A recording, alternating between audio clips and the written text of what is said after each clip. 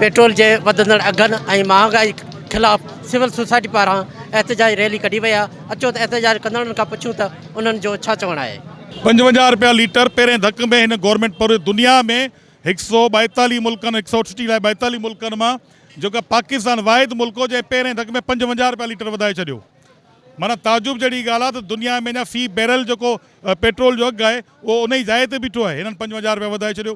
वरी हिकदमि 140 रुपया माना 140 रुपया ॿियो पोइ चवां वञो मथां वरी 80 रुपया रिआयत करे हिननि मां 10 रुपया ॾिनो त असां 80 रुपया छॾे ॾिना आहिनि। हीउ मुल्क खे तबाह बर्बाद हिननि करे छॾियो आहे।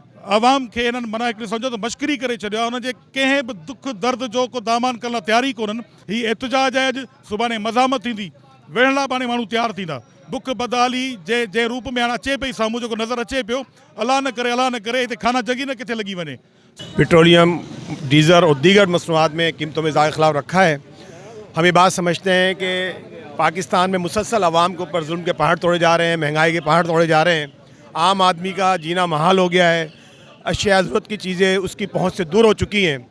और इन तमाम मसाइल के लिए हम ये बात समझते हैं कि लोगों को मुनज़्ज़म होना होगा, मज़लूम तबके को मुनज़्ज़म होना होगा। लेकिन बदकिस्मती ये है कि पाकिस्तान के अंदर ज़ालिम तबका तो मजबूत है, इस्तेसाल करने वाला तबका तो मुनज़्ज़म है और मज़लूम तबका तकसीम हो चुका है। और उसके तकसीम की वजह सियासी पार्टियाँ, बरादरियाँ और कौमियत है। और तमाम लोग यहाँ जो है आज उन्होंने लब्बैक कहे, शहरी जमा हुए हैं जो अपनी तमाम वाबिस्तों से बरातर होकर सिर्फ शहर के मसाइल के हल के लिए जमा हुए हैं।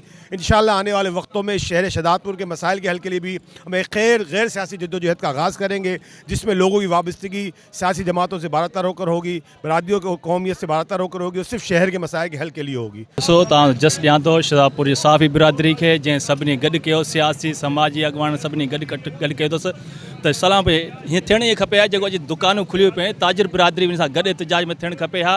पर हीअ जेके आया आहिनि इहे गैरतमंद आहिनि पंहिंजे आवाम जे लाइ, पंहिंजे शहदादपुर जे लाइ ऐं सिंध जे आवाम ऐं पाकिस्तान जी 22 करोड़ आवाम जे ॾुख जे लाइ आया आहिनि। त जेको वज़ीर आज़म ऐं उन सां गॾु जेके मिनिस्टर ऐं जेके इस्टेब्लिशमेंट राति जो उंदाए में जेके 22 करोड़ जो फ़ैसिलो करे ऐं 137 रुपया पेट्रोल ऐं 200 खां वधीक डीज़ल वधाए थो वञे, पर डीज़ल जी क़ीमतूं बरक़रार रहनि थियूं ऐं हातम ताज जो किरदारु अदा कंदे वज़ीर आज़म 80 रुपया घटि करे। असांजो मुतालबो आहे त BBC जी रिपोर्ट आहे त 245 रुपया अव्हांखे पेट्रोल मिले थो, उनखे टैक्स लॻे 258 कयो, ओतिरे अव्हांखे तेल मिले पियो। ईरान अव्हांखे तेल ॾियणु तयारु आहे। छो कहिड़ो अव्हांखे किथे का जंग लॻी आहे, कहिड़ो इसराइल हमिलो करे छो आहे, को अफ़गानिस्तान हमिलो करे छो जो अव्हां महांगाई कयो।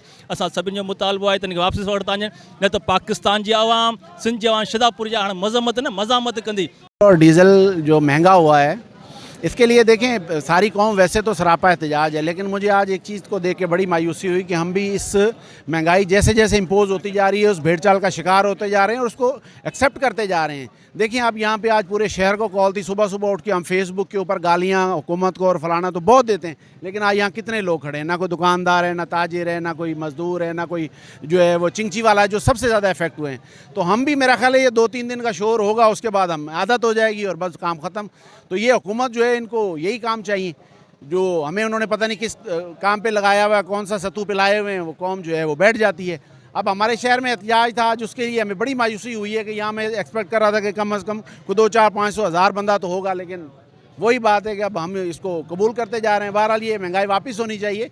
ये जंग के नाम के ऊपर हमें जो चूरन बेचा जा रहा है, जबकि हम मीडिया और नेशनल और इंटरनेशनल मीडिया पे तो ये देखते हैं कि हमारे जो जहाज़ हैं तेल वाले वो तो आने दे रहे हैं वो लोग, लेकिन फिर भी ये डीजल और तेल महंगा हो रहा है। कैमरामैन मेहंदी हसन पावर सागर, अली नवाज सिरेवाल, मेहरान TV, शहदादपुर।